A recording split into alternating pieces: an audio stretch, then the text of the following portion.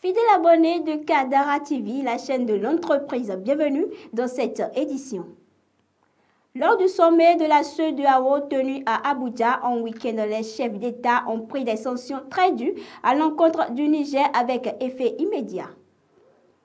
Le rapport de la BCEAO sur la situation du secteur de la microfinance indique que les dépôts collectés au Bénin ont augmenté de 18,3 milliards de francs CFA. Une grève générale au Nigeria à partir du 2 août pour lutter contre la cherté de la vie.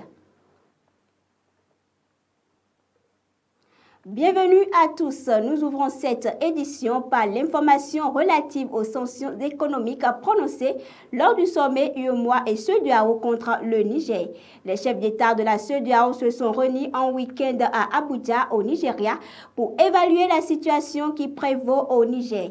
À l'issue du sommet qui a été précédé par celui de l'UEMOA, les dirigeants ouest-africains ont décidé d'une série de sanctions économiques et donné une semaine à la junte militaire pour rétablir Mohamed Bazoum dans ses fonctions de chef d'État.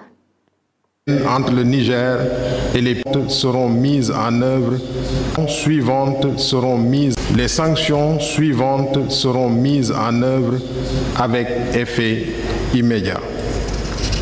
Premièrement, la fermeture des frontières terrestres et aériennes entre le Niger et les pays de l'UEMOA. Deuxièmement, l'interdiction du survol de l'espace de l'UEMOA à tout aéronef à destination ou en provenance du Niger. Troisièmement, la suspension de toutes les transactions commerciales et financières entre les pays de l'UEMOA et le Niger, y compris celles portant sur les produits pétroliers, l'électricité, les biens et services.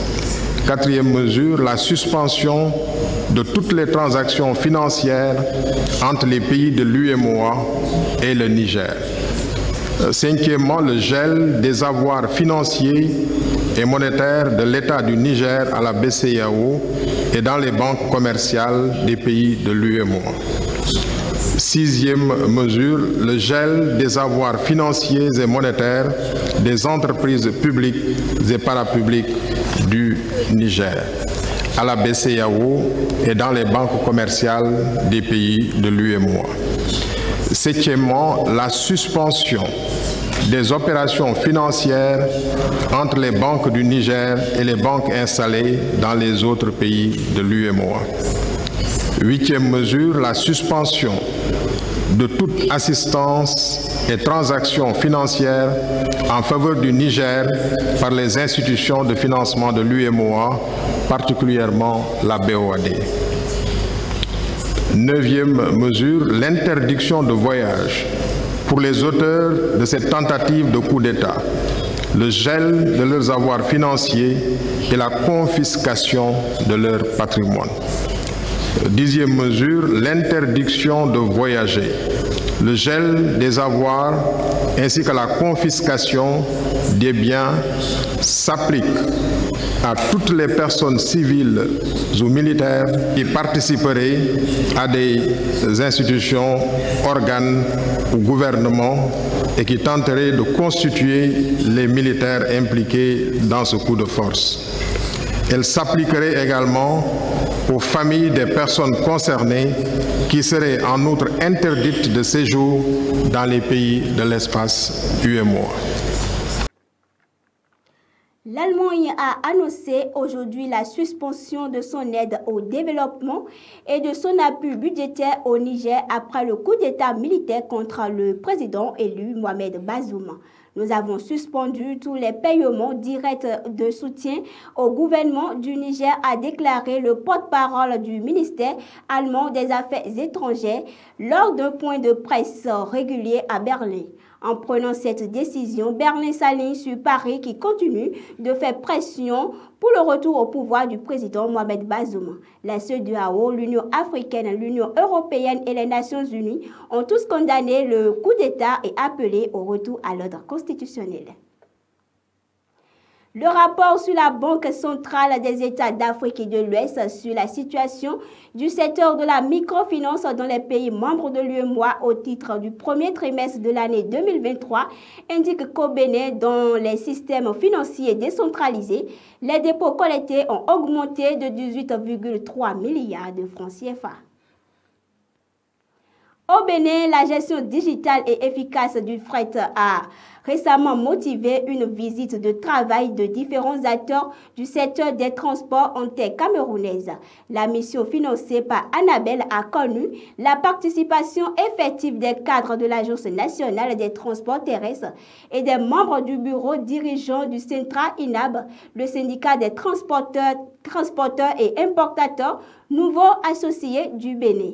Sur l'initiative du Centra INAB, la délégation a procédé à une séance de restitution aux acteurs clés du secteur.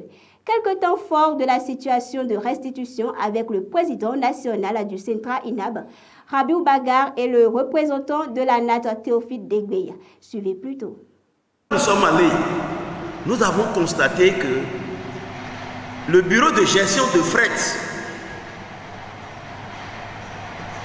est le bureau régulateur de clés de répartition de fret. Aujourd'hui, vous n'êtes pas sans savoir que même quelqu'un qui n'a pas camion se lève et dit « Je suis défenseur de sous-secteur transport ». Cette pagaille avec ce qui est mis en place d'ici quelques mois prendra fin. Et réellement, on saura si le Bénin charge ses 1 tiers et que le Niger charge réellement ses 2 tiers. Cette plateforme, il y a une plateforme qui sera mise en place que nous allons appeler, ou bien que nous appelons déjà SIG-FR. La mission donc a été effectuée avec l'appui technique et financier de la coopération belge Enabel dans le cadre du projet Passeport. Enabel, c'est un partenaire technique qui nous appuie dans le cadre de la professionnalisation du métier de transporteur et qui a mis en place un outil de gestion des transports au Bénin. Cet outil s'appelle le système électronique de gestion du fret routier. Ce système, ce n'est pas un mystère, c'est un outil à la portée de tous, un outil sous-régional. C'est à la portée de l'administration, c'est à la portée des transporteurs, c'est à la portée des conducteurs, c'est à la portée des donneurs d'ordre, les CAD et les importateurs que vous êtes. C'est un outil qui va apporter de la lumière dans la gestion du transport que vous effectuez. C'est un outil qui va vous amener à créer des emplois, non seulement ça, mais à faire grandir votre entreprise de transport. Et donc ce système est en train d'être mis en place et nous sommes à la phase de pré-lancement et ceci nous a permis d'aller visiter le Cameroun qui a un système similaire qui exploite et qui marche déjà au Cameroun. La plage de Fidrosser a accueilli pendant 10 jours l'édition 2023 du Salon national de l'artisanat au Bénin. Des expositions, ventes, masterclass, panels d'échange sont autant d'activités menées pour porter plus haut le talent des artisans locaux ainsi que ceux de la sous-région. Retour sur image avec Kadara TV. La 18e édition du Salon national de l'artisanat du Bénin a eu lieu du 17 au 27 juillet 2023 à la plage Fidrosser de Cotonou.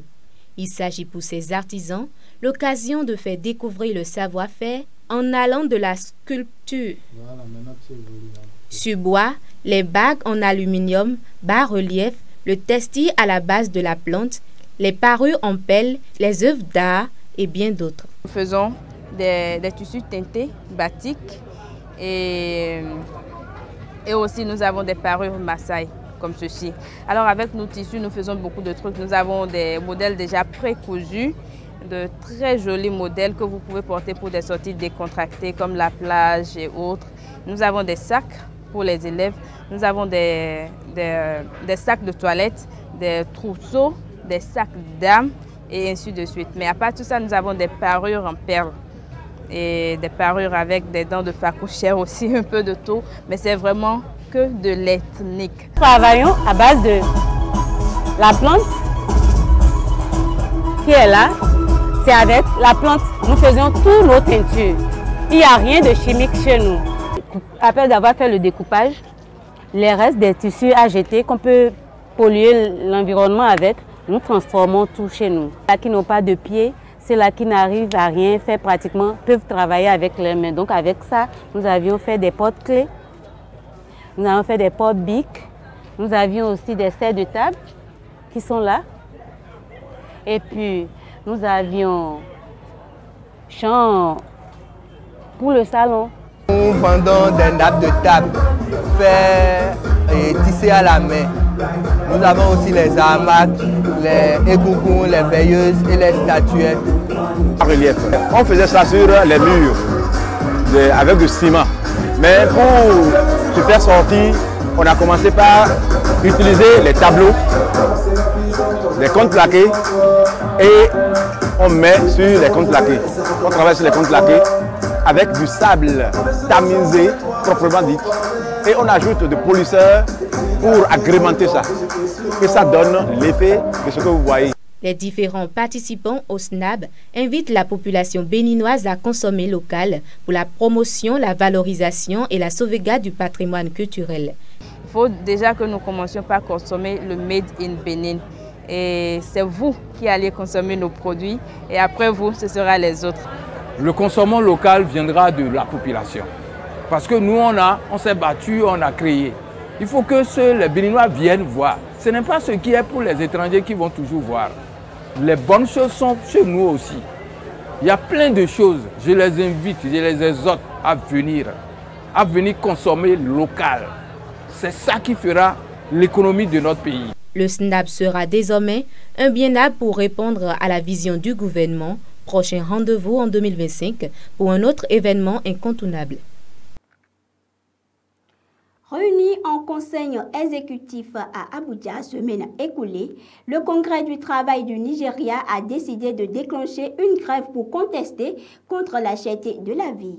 D'après le communiqué, le Congrès a mis en place des communautés stratégiques exhortant tous les affiliés et les conseils d'État, y compris la société civile, à sortir à partir du mercredi 2 août 2023 à travers le pays pour protester contre l'insensibilité du gouvernement aux souffrances des Nigérians. Le Premier ministre de la Côte d'Ivoire, Patrick Achi, a officiellement lancé semaine écoulée la construction d'un marché de gros et de détail dans la commune de Yopougon. La construction de ce nouveau marché, estimé à 40 millions de dollars, permettra de renforcer la libre concurrence entre les commerçants et à accroître la compétitivité et la productivité des agriculteurs. C'est la fin de cette édition. Fidèles abonnés de Kadara TV, la chaîne de l'entreprise. Merci de nous avoir suivis.